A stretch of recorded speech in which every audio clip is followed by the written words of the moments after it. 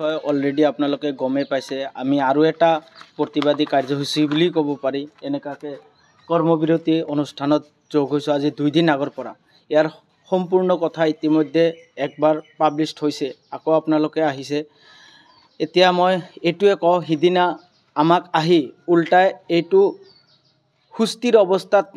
আনাৰ কাৰণে কোনো প্ৰয়াস নচলায় আমাক উল্টাই আকৌ ধমকি দিছে যে এইখন ইহঁতে যদি কাম নকৰে আমি বেলেগ মানুহৰ দ্বাৰাই কাম কৰাবলৈও বাধ্য হ'ম তাৰ পিছতো আকৌ এনেকাকৈ আমাক কৈছে যদি কাৰোবাৰ কৰিব মন নাই ওলাই যাব পাৰা আৰু ইয়াৰ লগতে আৰু এটা কথা কওঁ এই সম্পত্তিটো বা এই অনুষ্ঠানটো চমৰীয়া ৰাজচক্ৰৰ অধীনৰ সম্পূৰ্ণ ৰাইজে গঢ়ি উঠাইছে কিন্তু আজি আমি গৰিহণা দিছোঁ মাত্ৰ 6-7 জন বা 10-12 জন মান মানুহে লগ হৈ নিজা ব্যক্তিগতকৰণ কৰি লোকৰ আগত এই কথাটো নকয় মনে মনে ৰাখিছে আৰু এই কথাটোৰ লগতে আমাৰ দুখ প্ৰকাশ কৰি আমি কৰ্মবিৰতি কাৰ্যসূচীটো হাতত লৈছোঁ আৰু আমি ইয়াতে কৰ্মসংস্থান পাওঁতে এক বুজন পৰিমাণৰ ধন আমাৰ পৰা লৈছিল এই অনুষ্ঠানটো গঢ়ি উঠাৰ কাৰণে আৰু সেইবিলাকৰ উচিত এটা সিদ্ধান্ত পোৱাৰ কাৰণে আমি এটা সাধাৰণ ৰাইজৰ পৰা সাধাৰণ সভা বিচাৰিছোঁ আৰু তাৰ কাৰণে আমি কৰ্মবিৰতি অৱলম্বন কৰি ইয়াতে বহি আছোঁ যেতিয়ালৈকে নহ'ব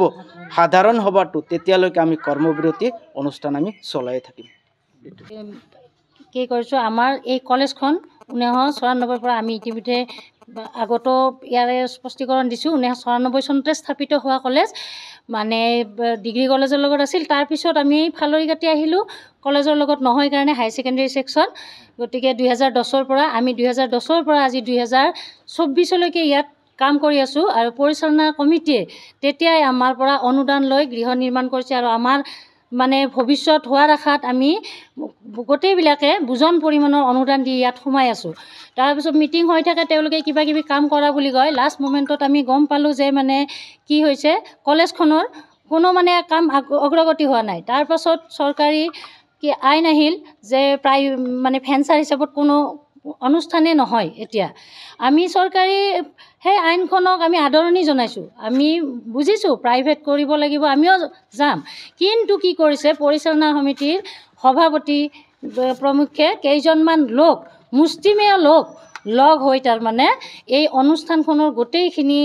বস্তু তাৰমানে মাটি বাৰীৰ পৰা গোটেইখিনি তেওঁলোকৰ নামত ব্যক্তিগতভাৱে তেওঁলোকৰ নামত কৰি লৈছে প্ৰাইভেট হ'ব যিহেতু সমগ্ৰ অঞ্চলত গতিকে সেইকাৰণে অঞ্চলবাসী ৰাইজক অৱগত কৰাটো আমি বিচাৰিছোঁ তাৰ কাৰণে আমি তেওঁলোকৰ ওচৰত দাবী জনাই যে এখন সাধাৰণ সভা আমাক দিব লাগে এই বিষয়টো লৈ আৰু সেই দাবীটোত আমি যোৱা মঙলবাৰৰ পৰা কৰ্মবিৰতি আৰম্ভ কৰিছোঁ যোৱা মঙলবাৰে সভাপতি বনমালী দাস ইয়াত আহিছে 2জন সদস্যক লৈ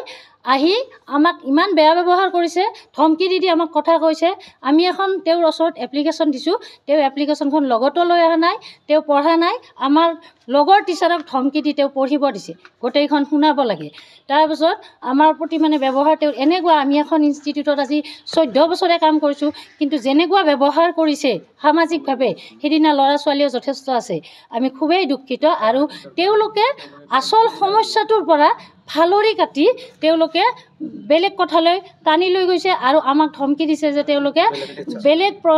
কলেজৰ পৰা প্ৰফেচাৰ আনি ইয়াতে তাৰমানে ক্লাছ কৰাব আমাৰ মানে যিটো সমস্যা যে তেওঁলোক 11 জনৰ নামত কিয় কৰিলে সমগ্ৰ ৰাইজক বস্তুটো অৱগত কৰাৰ কাৰণে অতি সোনকালে এখন সাধাৰণ সভা আহ্বান কৰিব লাগে সেই কথাটো তেওঁলোকে গুৰুত্ব দিয়া নাই আজি 4-5 দিন হ'ল কোনো আমি তেওঁলোকৰ পৰা